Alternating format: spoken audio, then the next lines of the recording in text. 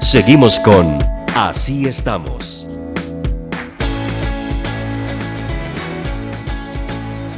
Ya tenemos algunos mensajes en nuestro WhatsApp para el día de hoy. Gracias por comunicarse con nosotros. Habla un televidente de El Fiscal y ya no dice nada, dice, ya lo callaron. Hablando, me imagino, del tema de la tregua. Buenos días, Rafael, por su medio.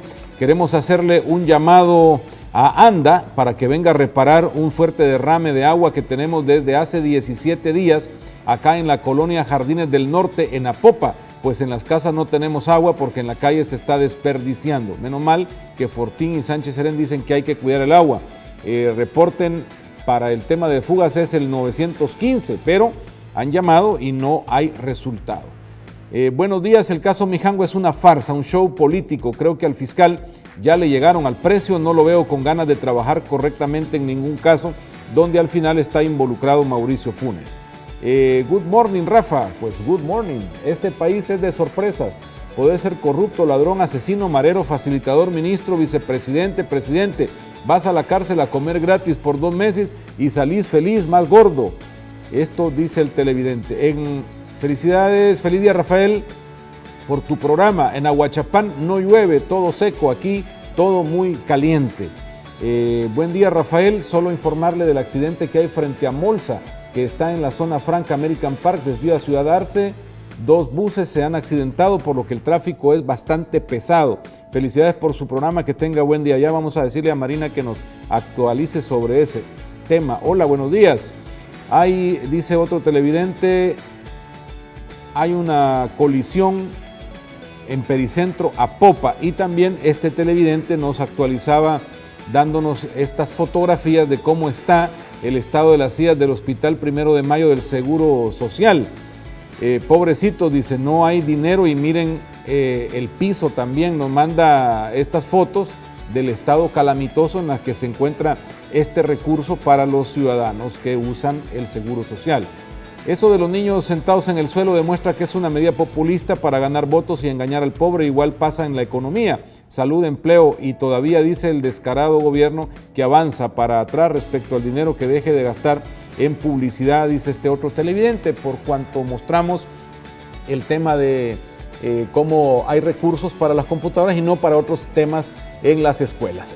Gracias también, ya estamos en vivo, transmitiendo también a través del Facebook. Saludos a quienes están sintonizándonos y siguiéndonos desde fuera del país a través de la transmisión que hacemos en vivo en el Facebook. Hay ahí transmisión directa para ustedes, si no pueden tener la transmisión en vivo a través de agapetv8.com, o si prefieren, pues seguirnos y comentar también desde ahí la información.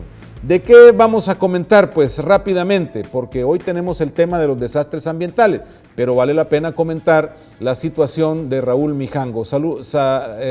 Mijango ya goza de medidas sustitutivas a la detención, y dicen hoy los medios sobre esta situación lo poco que se puede decir, porque recordemos que fue decretado sobre el caso una situación de reserva total por la Fiscalía. Fue trasladado al Seguro Social previo a su liberación. La Fiscalía tiene hasta el viernes para poder apelar por la libertad concedida por la Cámara. Raúl Mijango salió anoche de las Bartolinas del Adán, donde guardaba prisión por ser el principal acusado en el proceso de ilícitos cometidos en la tregua de pandillas. Sigue la lucha y estamos para seguir trabajando por la paz en el país. Sigo comprometido en buscar la paz, comentó al salir de las Bartolinas, y dijo que no le preocupa el proceso en su contra.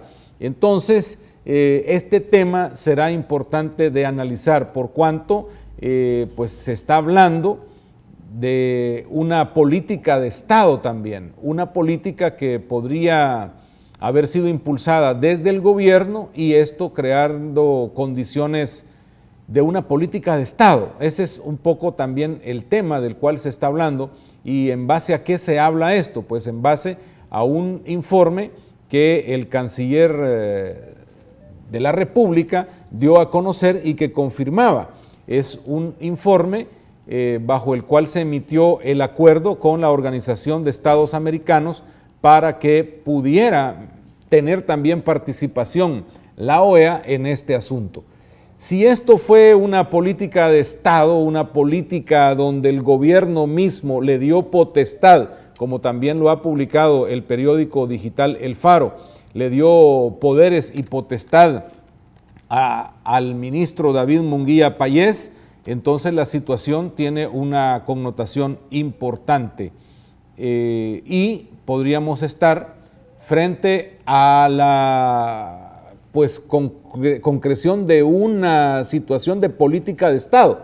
Y por lo tanto, si hay una política de Estado, el tema es delicado. Y dicen los que están comentando esto, bueno, pues si ya es una política de Estado, no se podría juzgar.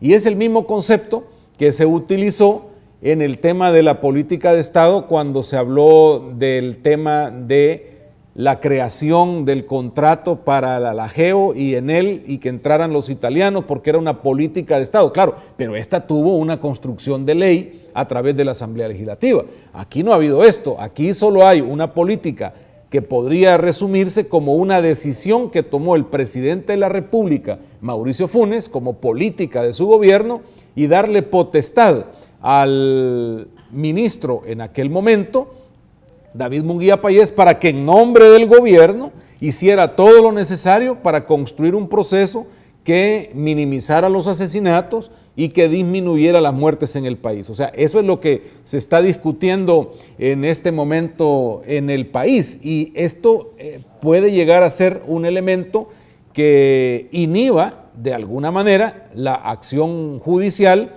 o inhiba la acción penal en contra de los que han participado de esta situación. Hay una declaración que ha hecho el fiscal general de la República al Washington Post y que está en este periódico en su área digital, hablando el fiscal primero de dinero que necesita para combatir la delincuencia y lo presentan como el hombre que está en la línea de fuego en este momento. Es el primero en reconocer, dice este periódico, en que existe en el país una situación complicada respecto a los índices de violencia que se están registrando.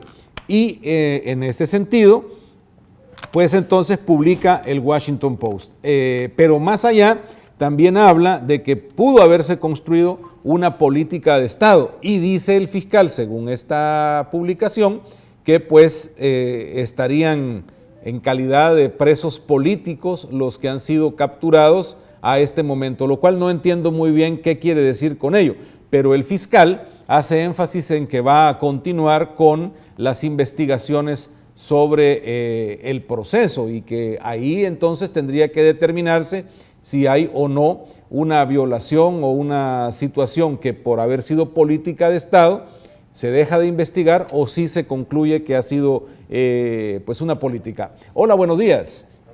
Rafael, un gusto saludarle. Gracias, igualmente. Mire, con respecto a esto del show de las maras, de este señor, Mijango, y etcétera, compañía, el ministro de Gobernación, el padre Toño, yo veo que no hacen nada por meter a la cárcel y que se quede allí. Hemos visto nosotros que acusan a otros que están menos involucrados y a Mijango que negocia directamente sicariatos con las maras o negocia, ¿me entiende?, dinero sucio para meterlos a banquitos, de crédito y esa clase de cosas. Habría que investigar todos esos negocios negros que vienen del crimen organizado, solamente. Gracias. Muy amable y gracias por participar de nuestro programa. Buenos días, bienvenido. Sí, muy buenos días. Gracias por Rafael, llamarnos. bendiciones por su lindo programa. Gracias. Quisiera hacer un llamado a las autoridades, ¿verdad?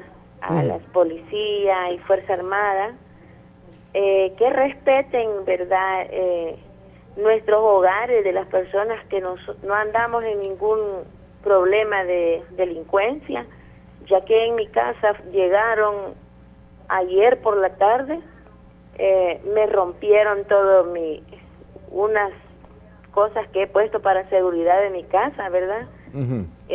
Botaron un falso, me lo arruinaron, dijeron que era casa donde se reúnen pandillas y yo estoy dispuesta pues a dar mi rostro con mis hijos, somos personas honradas.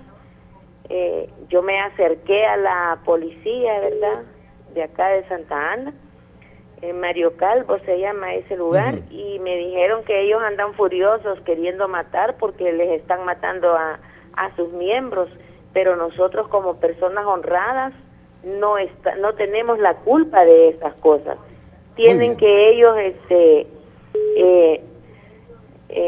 investigar a las personas, y yo pongo a la orden a mi familia como personas honradas y nos sentimos dañados. Muy bien, gracias por llamarnos y por hacer la denuncia. Solo, ¿en qué lugar fue esto? Fue acá en Santa Ana. ¿La colonia o el...? Colonia Méndez. Ok, gracias por llamarnos, muy amable, y es un poco lo que también se está criticando, ¿no?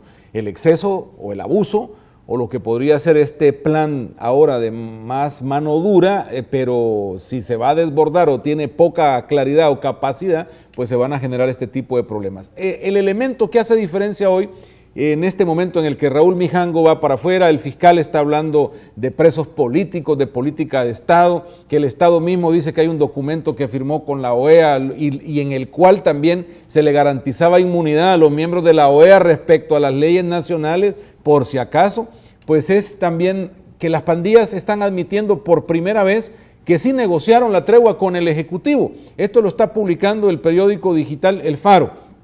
Las tres principales pandillas, dice la publicación, vuelven a acusar al gobierno de permitir violaciones de derechos humanos y advierten a soldados y policías que serán ellos y no sus jefes o ministros quienes pagarán por ello. Como ejemplo, los pandilleros mencionan las 21 capturas realizadas contra los operadores de la tregua.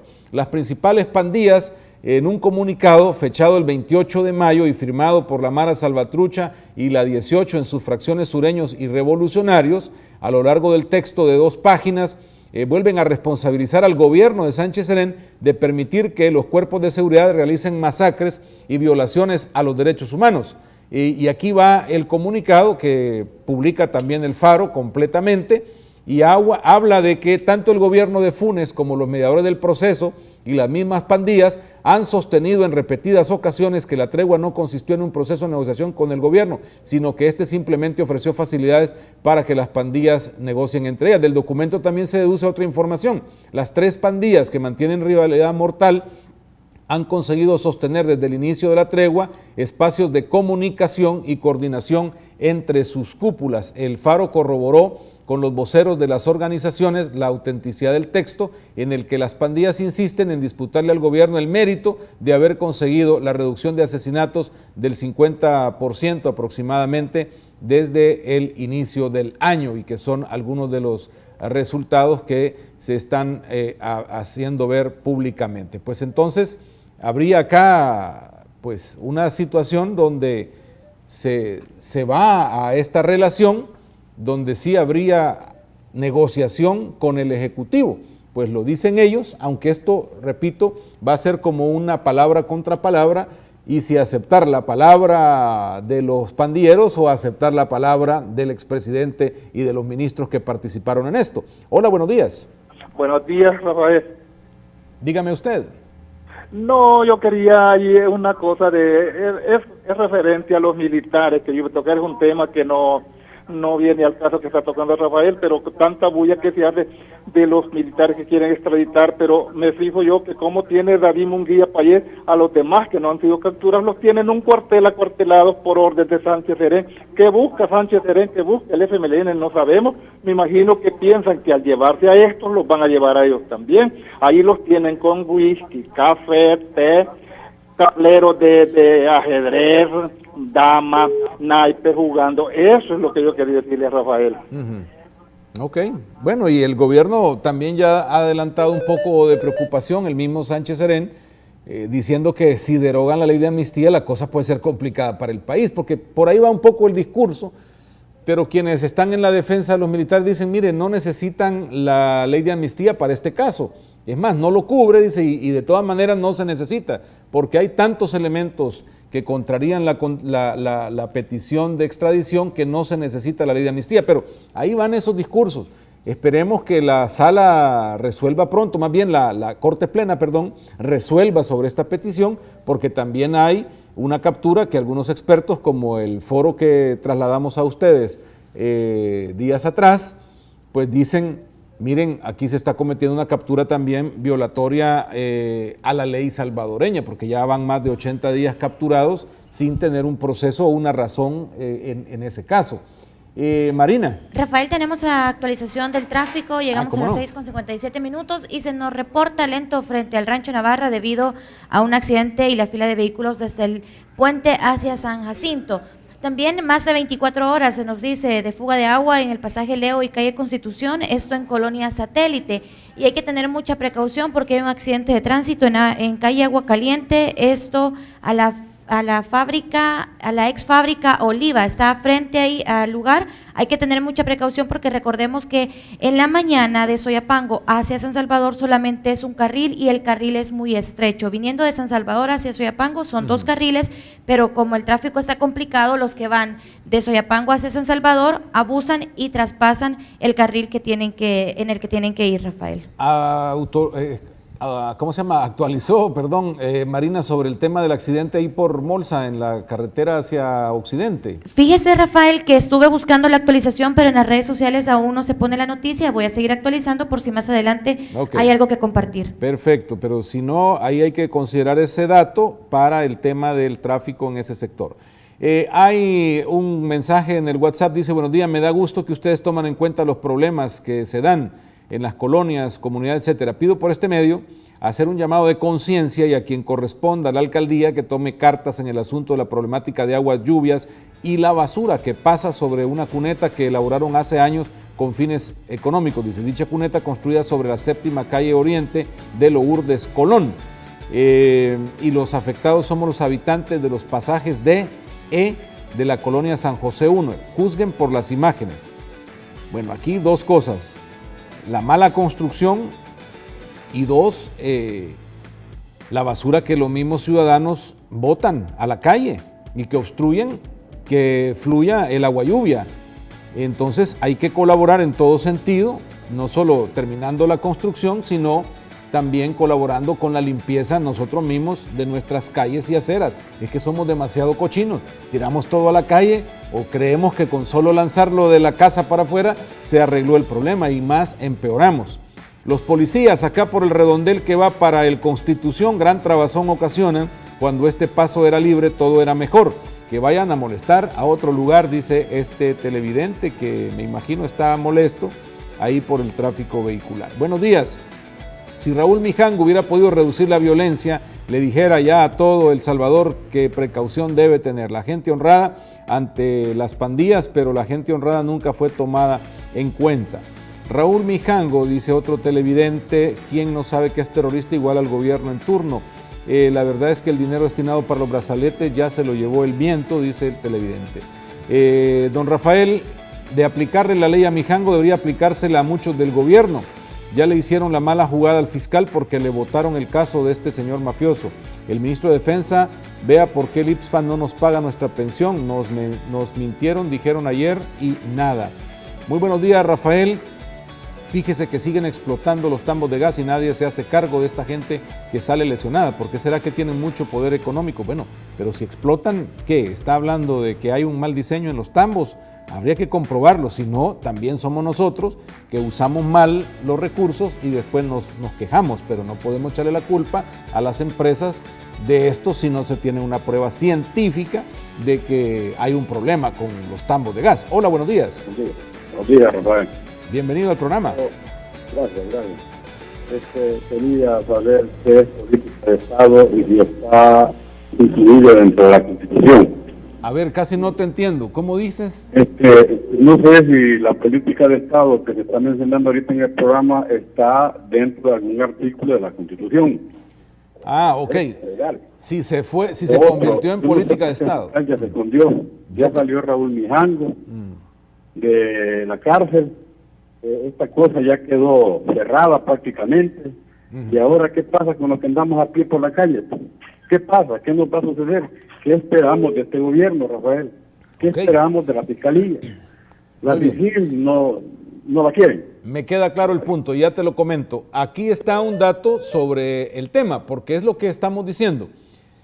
si la línea va a ir por convertir esto en una política de Estado y decir, bueno, como era política de Estado, aunque el gobierno haya decidido pactar con las maras o ayudarles en esto o facilitar acá, pues no hay delito porque esta fue una decisión de Estado. O sea, y como constitucionalmente el presidente tiene potestad para definir, pues así lo hizo y se acaba el problema. Bueno, de fondo está un acuerdo entre el gobierno y la OEA por la tregua. David Munguía Payés habría recibido a través de este poder, digamos, condiciones para ejercer poder pleno y así poder firmar el convenio con la OEA. Organismo continental se comprometió a ser garante del proceso de pacificación derivado de la tregua entre pandillas. El ministro, dice el actual ministro de Relaciones Exteriores, el señor Hugo Martínez, el señor Munguía estableció un memorándum de entendimiento con la OEA para apoyar algunas acciones. En esas negociaciones no tuvo participación la Cancillería y lo único que otorgó Cancillería junto con Presidencia son los plenos poderes. O sea, le delegaron a Munguía Payés prácticamente, ahora es como, vaya señor, usted va a resolver, tenga todos los poderes de Estado. Y entonces, ¿para qué tenemos ministros? ¿Para qué tenemos presidente? ¿Para qué teníamos canciller? Entonces, detrás de esa entrega de poderes plenipotenciarios, ahora se buscaría salvaguardar las decisiones tomadas en el proceso. Y esto es lo que podría derivar en que el proceso se termine y nadie pueda ser juzgado. Ahora, como preguntaba el televidente, ¿existe en la Constitución un poder semejante para el presidente de la República para trasladar a ese nivel los poderes? Y segundo, que dentro de esa capacidad exista la posibilidad de llegar a acuerdos con la delincuencia para lograr, entre comillas, el bien común. ¿Será por ahí entonces que se va a derivar el tema? Pues no sabemos, pero vamos a dejarlo hasta acá. Vamos a dejarlo hasta acá. Saludos a quienes están en sintonía a través del Facebook, en nuestra transmisión también en vivo. Gracias por seguirnos desde esta red social. Queremos hablar de otro tema, pero vamos a hacer una pausa, producción, y regresamos para hablar de lo medioambiental. ¿Sí? ¿Le parece? Vaya, perfecto. Enseguida estamos con ustedes para hablar del otro tema, los desastres ambientales en el país.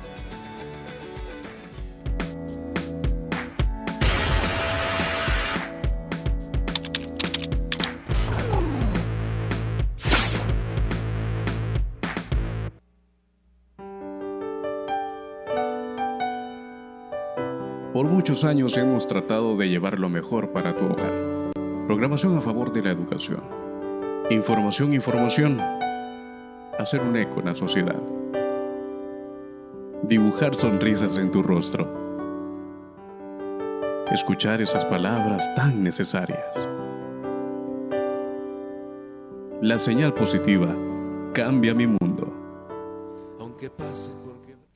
Deliciosas pupusas, el manjar de todos los salvadoreños, todos los sábados y domingos, en Merendero Ágape Sonzacate, a partir de las 4 de la tarde a 9 de la noche. Calidad, higiene, seguridad, parqueo y mucho más. Te esperamos. Búscanos en Facebook como Hostelería y Restaurante Ágape o llámanos al 2429-8774, 2429-8781 o 2429-8771.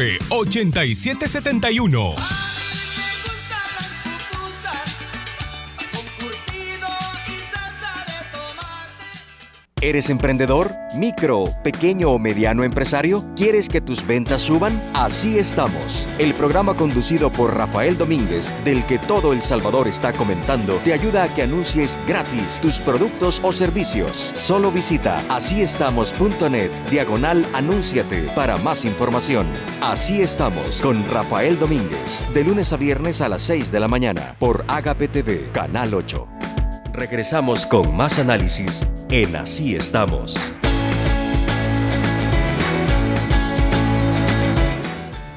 Los que nos sintonizan en el Facebook tienen en esta parte de los comerciales una interacción con nosotros más directa, así que eso no lo pierda usted de vista. Tienen también su ventaja en backstage o fuera de transmisión, otra comunicación con nosotros.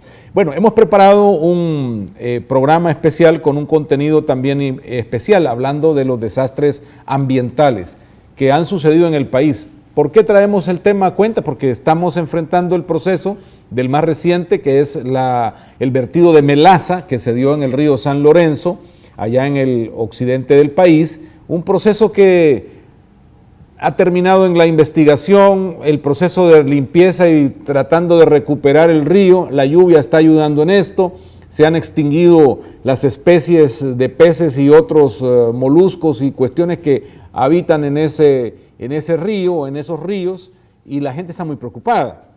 Ahora, ¿qué ley es la que se aplica? ¿Cómo se está aplicando esto? ¿Hasta dónde la responsabilidad de la empresa termina con decir vamos a colaborar y hemos colaborado, hemos invertido en limpiar y recuperar el problema, darle víveres a la gente que vivía de la pesca? ¿O hay en esto también que aplicar la ley, la cárcel, las multas? El gobierno pide casi 5 millones de dólares en multa, pero todo empieza en esta revisión, yendo hacia atrás, con algunos desastres naturales o ambientales que se han generado. Por ejemplo, yendo hacia atrás en el tiempo, encontramos que en 1984, en diciembre de ese año, se dio un derrame de petróleo de proporciones incalculables. Se registró en el puerto de Acajutla este derrame en una de las líneas o tuberías de búnker que iban a los tanques de almacenamiento de petroderivados que tenía o que tiene Shell en ese punto. Este fue el segundo derrame de importancia que se realizaba o que públicamente se conocía en la zona. El primero se había dado en junio y según cifras se habría tirado al mar entre 400 y 2,000 barriles de hidrocarburo. Estos son como desastres ambientales y antes no había ley, entonces esto solo se conocía, se lamentaba uno del daño, pero no sabía nunca quién había sido ni el responsable, ni cuánto iba a pagar, ni qué era lo que se tenía que hacer con esta situación. Otro de los casos importantes fue el de Baterías Récord, que apareció en 2007, hablando de la contaminación por plomo en el sitio del Niño. 6 comunidades estaban expuestas a la contaminación por plomo producida por la fábrica de Baterías Récord. 3 años después de la primera denuncia, el Estado no había respondido. Los pobladores estaban pidiendo en aquel momento el cierre de la fábrica y le achacaban a esta los problemas de salud. La gente experimentaba dolores de cabeza, picazón en la garganta, llagas en la piel, deformaciones congénitas, problemas para el crecimiento en los menores de edad, y se hablaba de niños desde nacimiento con problemas por la intoxicación del plomo.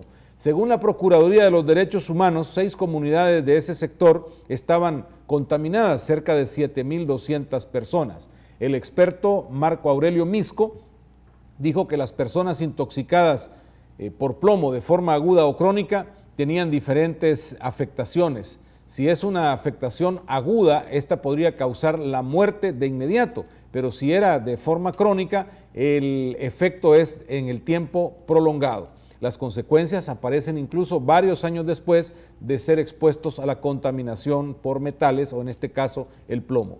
Se vinieron las acusaciones allá por septiembre de 2007, las acusaciones contra la empresa Baterías Récord, y se acrecentaban hasta que se dio el cierre de la empresa. Este cierre sigue después de protestas de los habitantes de las comunidades aledañas a la fábrica y de la voluntad del Ministerio de Salud Pública, que dio la orden de clausura. Sin embargo, esta se amparó en una resolución firmada por la directora de la Unidad de Salud de San Juan Opico, Griselda Bonilla. O sea, fue en la escala de toma de decisiones quizás la inferior, la que tomó la decisión más cercana a la comunidad y dijo cierren la fábrica.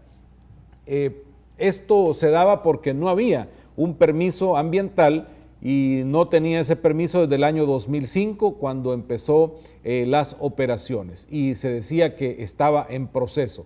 En la segunda semana de septiembre del 2007, la Unidad de Salud realizó 350 pruebas de laboratorio a mujeres embarazadas y niños, y se determinó entonces que había afectación por plomo en la población. Y de manera preventiva, entonces, se declaró la emergencia ambiental en el sitio del Niño. Esta declaratoria se hizo a partir del análisis del suelo, que revelaron concentraciones de plomo hasta por 40,000 partes por millón, cuando el máximo permitido era de 400 partes por millón. Rafael, queremos aprovechar y queremos saludar a los que están enviando saludos a través de nuestra transmisión en vivo a través de Facebook.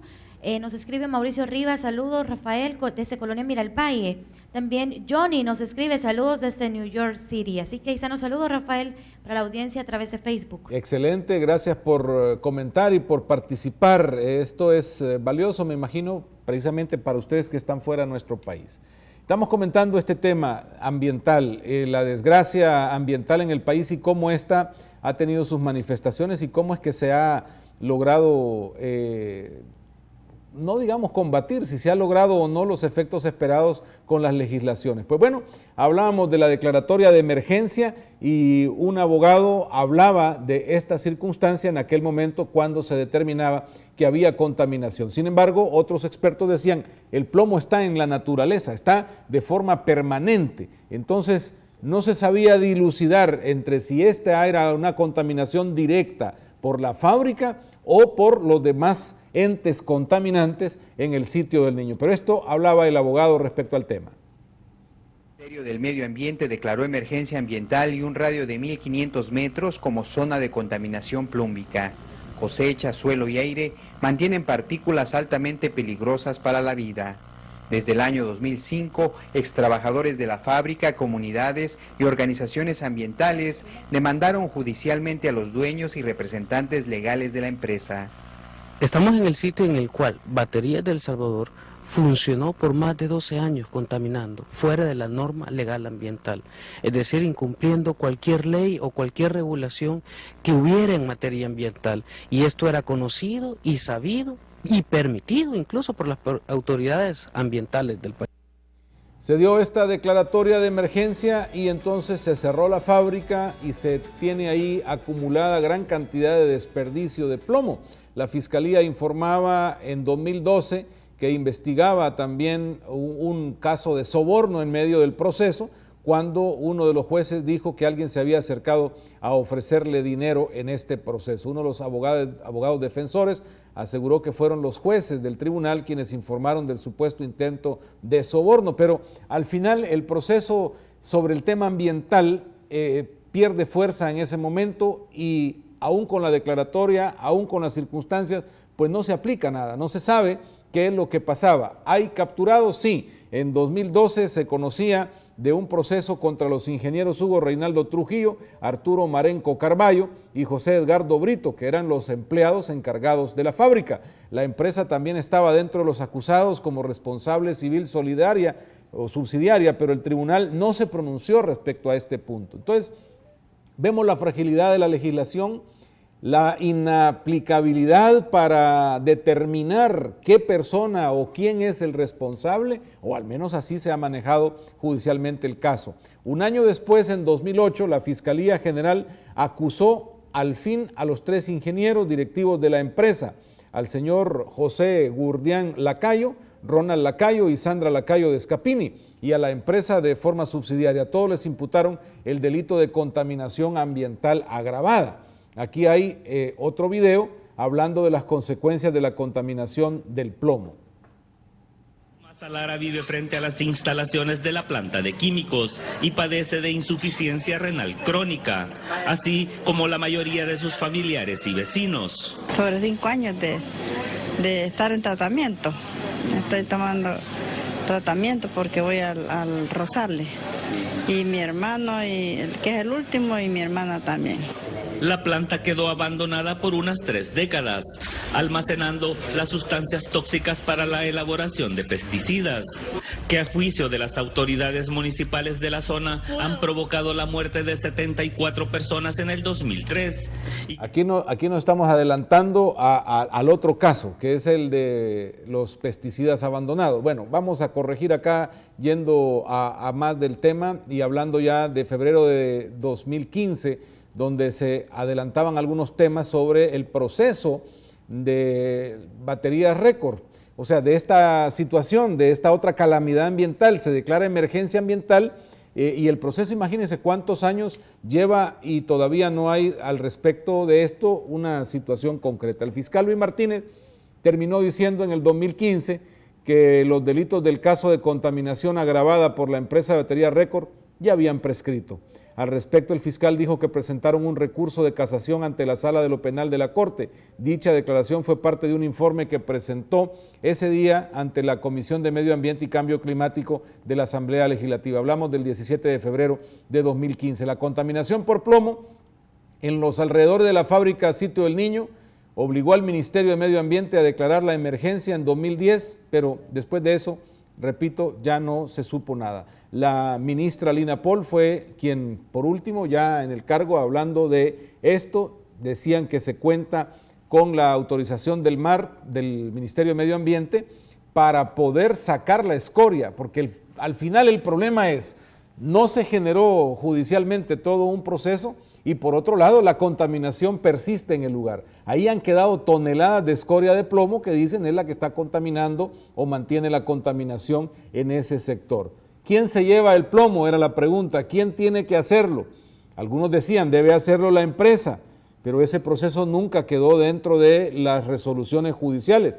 Entonces, como responsable, el Ministerio de Medio Ambiente debe deshacerse de esta escoria, lo cual significa también una millonaria inversión por parte del gobierno. La ministra Lina Pol hablaba al respecto.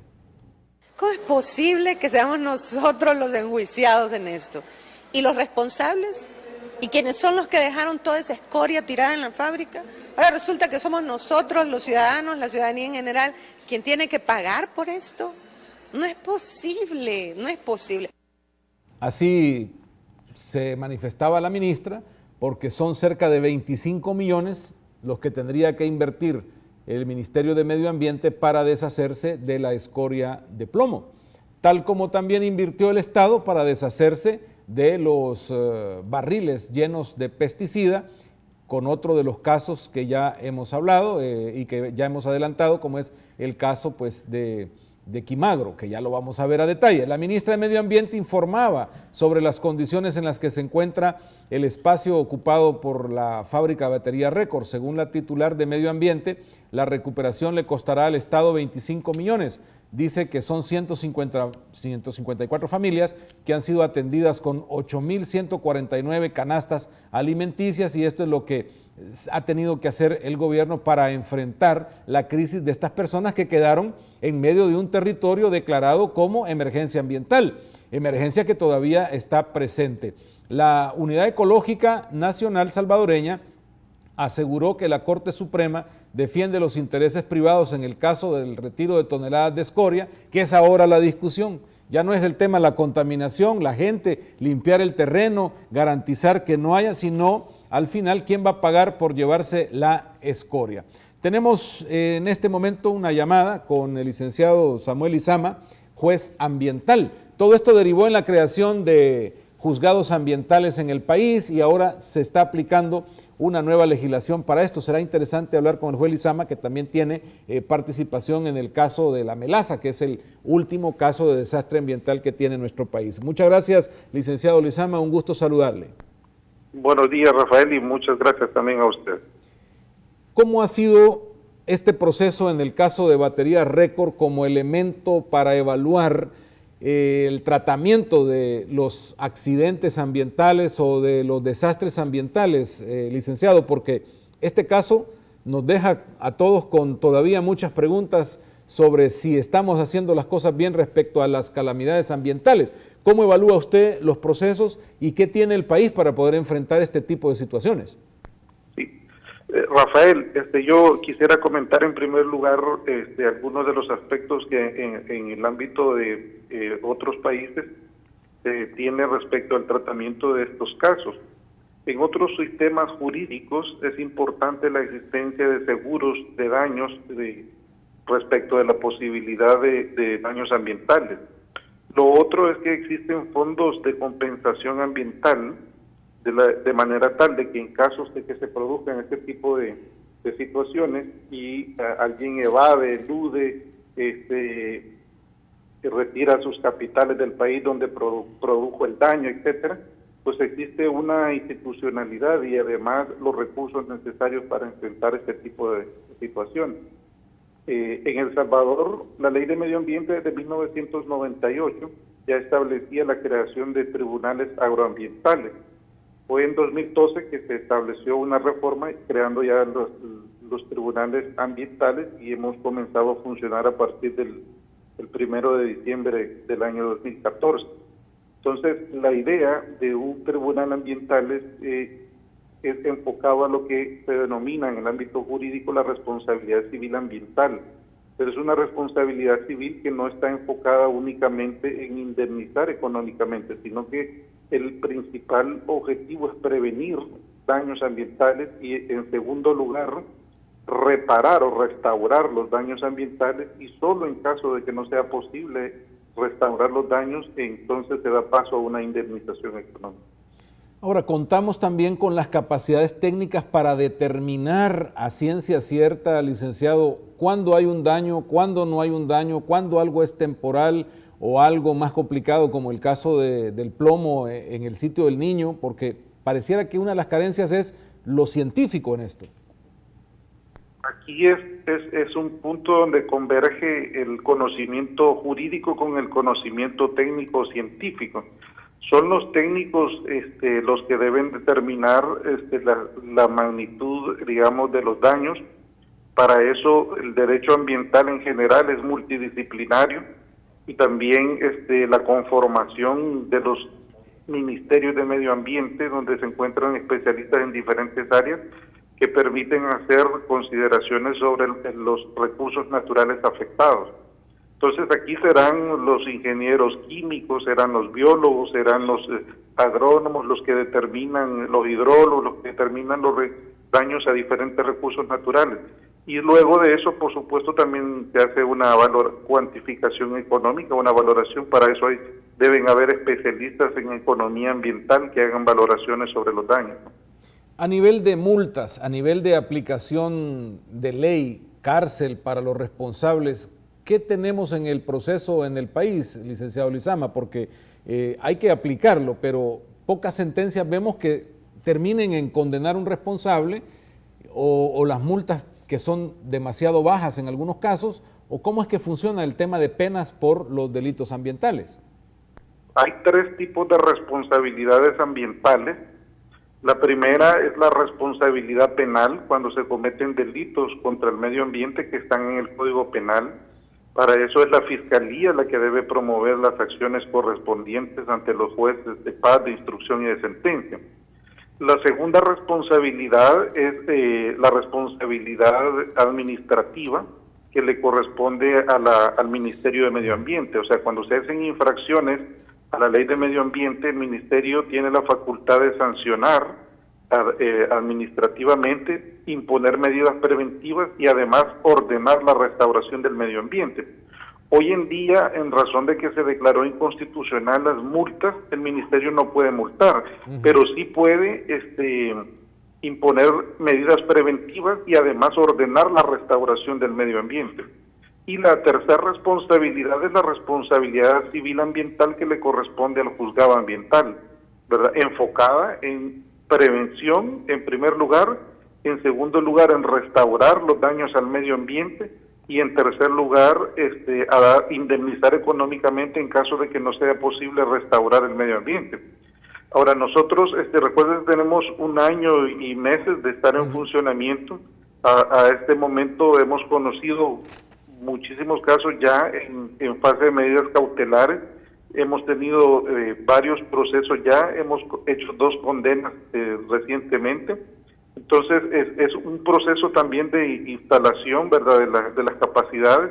En enero del próximo año deben estar creados los juzgados ambientales de Santa Ana y de San Miguel, ¿no? Licenciado Lizama, voy a adelantarme un poco porque el último caso es el de la melaza, pero vengo recorriendo algunos otros eventos. Pero sobre el caso del derrame de melaza, a esta altura, ¿cómo va el proceso? ¿Hay una situación que será para ustedes como juzgado fácil de resolver? ¿Qué es lo que deberíamos esperar los ciudadanos en el análisis jurídico del tema? En primer lugar, Rafael, quiero aclarar que de oficio iniciamos un proceso para decretar medidas cautelares urgentes, ¿verdad?, que fue una decisión que se conoció hace días, donde impusimos diferentes tipos de medidas, tanto al Ingenio como al Ministerio de Medio Ambiente, a la Fiscalía, a diferentes instituciones. En segundo lugar, debo decirle que ya se presentó la primera demanda en contra del ingenio de una asociación pro mejoramiento y acción del medio ambiente, APROTERRA. Esta demanda fue presentada el 16 de mayo y ya la admitimos. Ahorita estamos en la fase de notificar al ingenio La Magdalena sobre la existencia de esta demanda. Muy bien, gracias por ayudarnos, licenciado Lizama, a comprender un poco este tema del medio ambiente jurídicamente y cómo los juzgados ya están funcionando en el país. Gracias por acompañarnos en este recorrido también histórico por los desastres naturales más importantes o ambientales del país y cómo se han resuelto. El otro caso era el de Quimagro, en San Luis Talpa.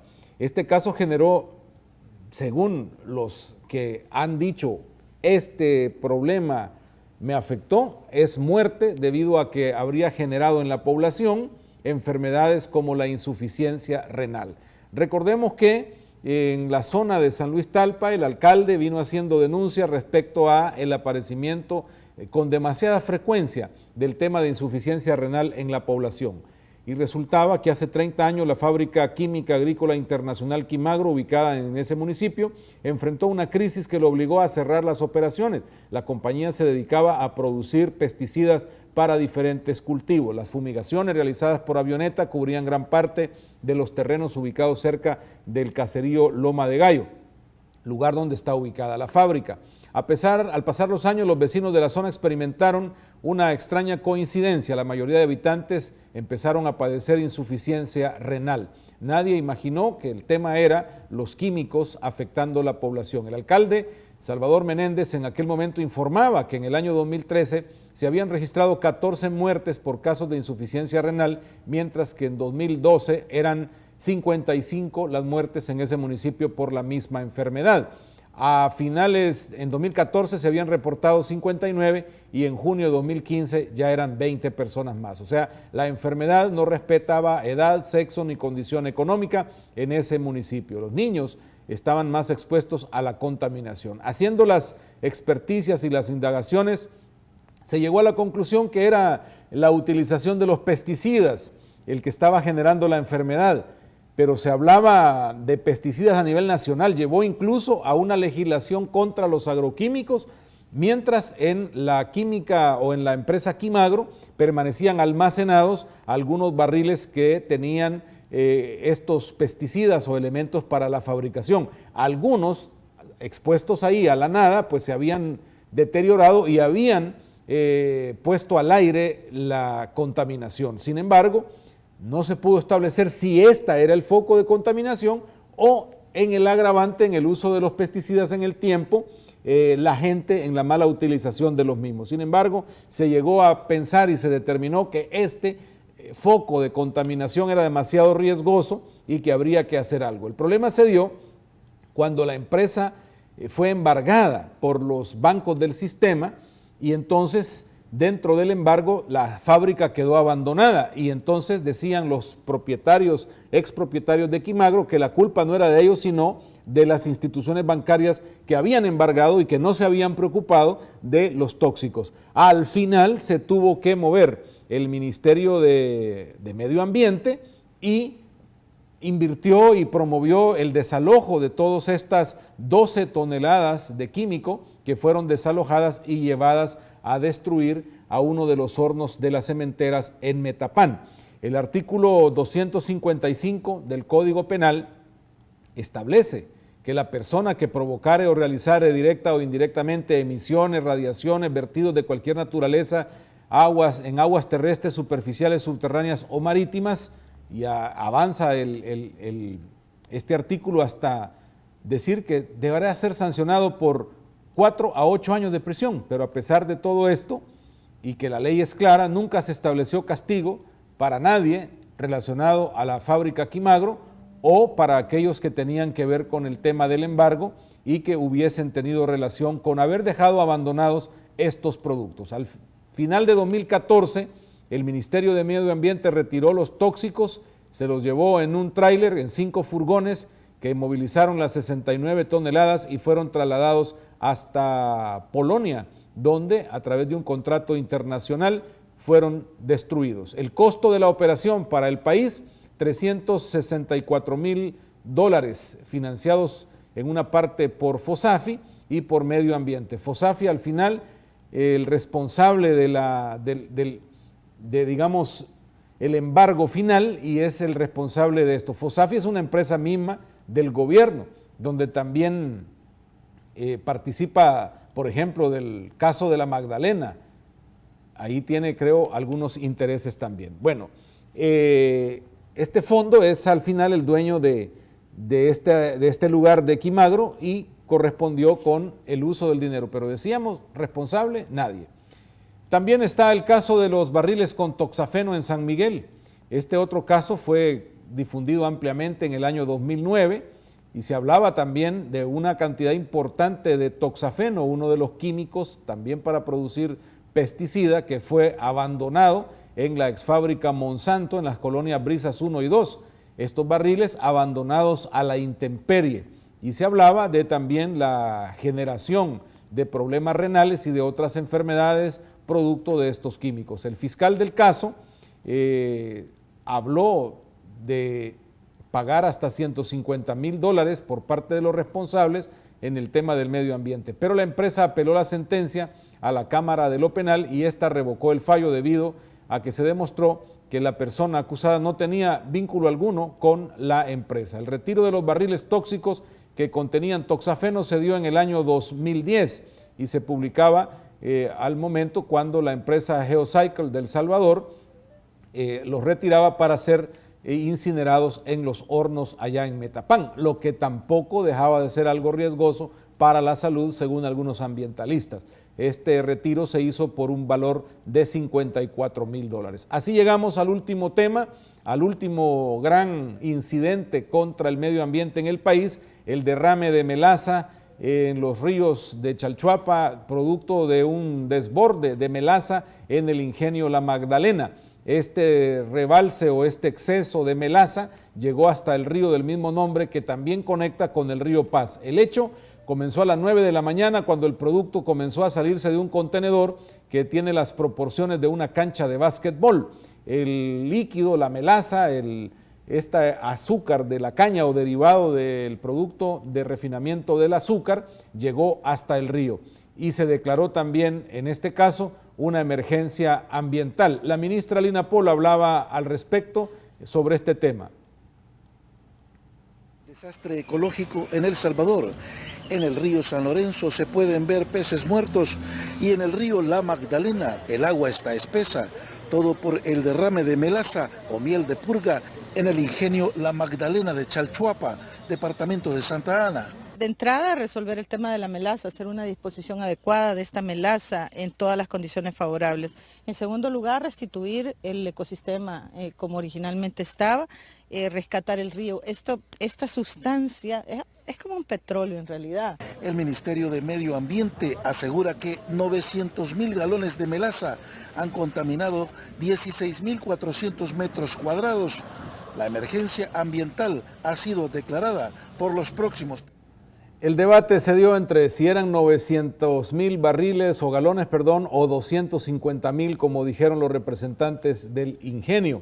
Enzo Granielo, parte de la administración del ingenio, dijeron que querían aclarar que la pila donde estaba la melaza tiene una capacidad de 900,000 galones, pero que solo se habían desbordado 250,000. Al final, sobre esto vino un trabajo de limpieza, participaron los empleados del ingenio, las personas que decidieron también colaborar reteniendo la melaza, pero el daño ya estaba hecho y las quejas de la población, las fotos fueron evidentes. En cuanto al daño ambiental, murieron especies de peces y otros animales acuáticos en esos ríos y comienza ahora el proceso para determinar responsabilidades. Está con nosotros José Román Navarro, director de la zona occidental de la Fiscalía del Ministerio Público, y él habla de este proceso también y queremos consultarle cómo se encuentran los avances en cuanto a la responsabilidad que hay y cómo se va a enfrentar. Muchísimas gracias, licenciado Navarro, por estar con nosotros.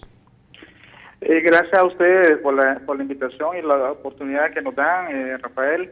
Un saludo a usted y a su teleaudiencia. Licenciado Navarro, en esto de los desastres ambientales, tal como hemos tratado de recapitular los más importantes, siempre ha sido difícil determinar responsabilidades, determinar qué hacer después de un desastre ambiental. En este caso del derrame de la Magdalena, ¿el proceso está más claro?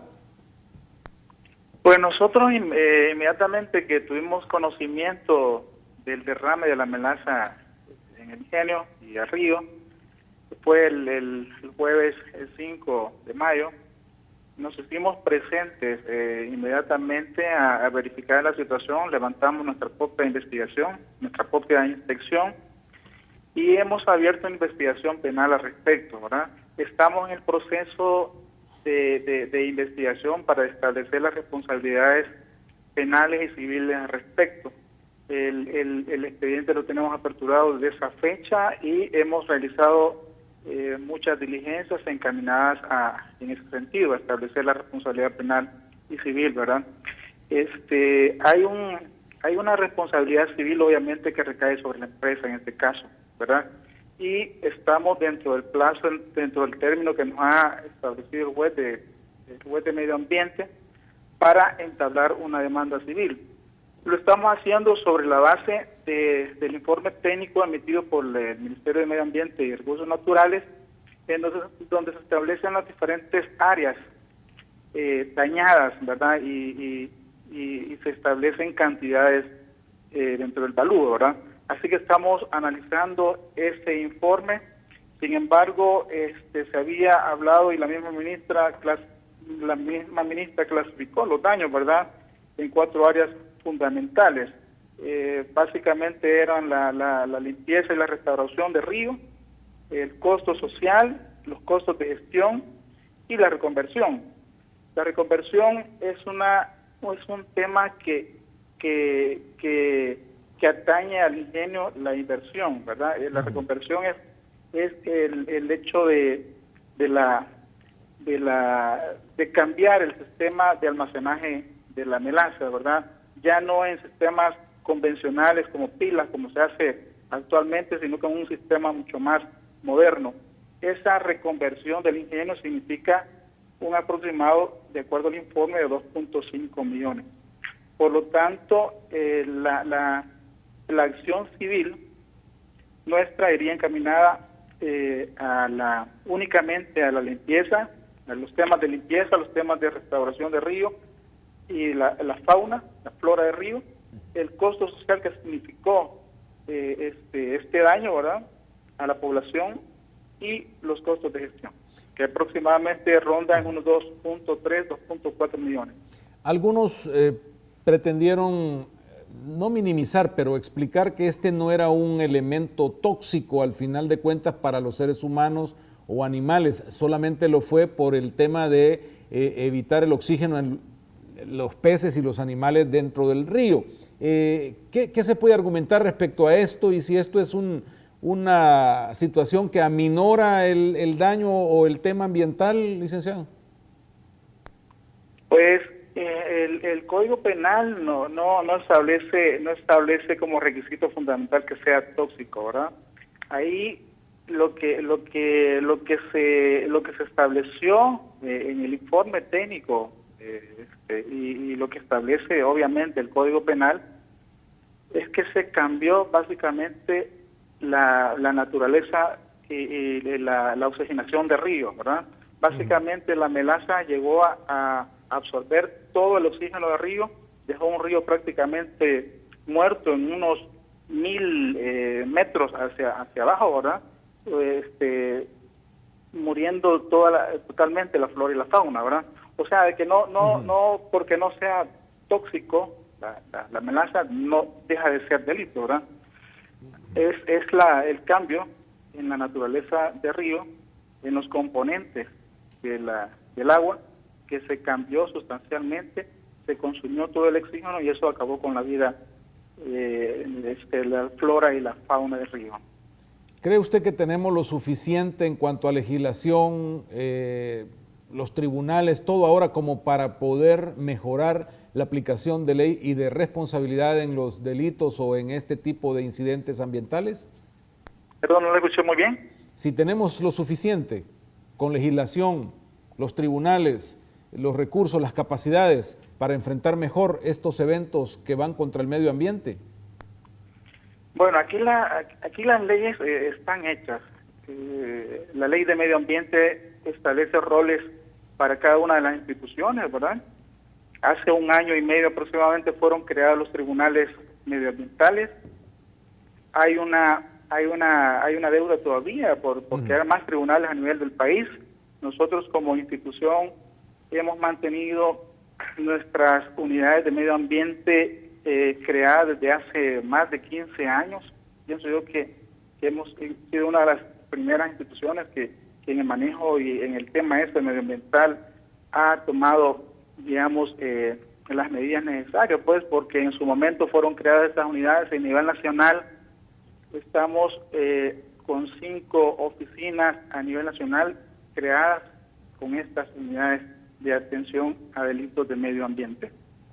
Licenciado Navarro, muchísimas gracias. Muy amable por participar como representante del Ministerio Público y responsable de la zona occidental del país, donde se han dado estos últimos hechos del derrame de la melaza. Y con esto cerramos este tema, evaluando los desastres medioambientales en el país, la aplicación de la ley, cómo se han ido haciendo y si con este otro evento y este caso podremos mejorar lo que hasta ahora otros casos nos evidencian, que no hemos tenido la capacidad de tomar responsabilidad más allá de al final retirar el producto contaminante, pero como que quedan todavía muchas más interrogantes sobre si estamos o no en la capacidad en el país de realmente preservar el medio ambiente con estas leyes y con la aplicación de las mismas.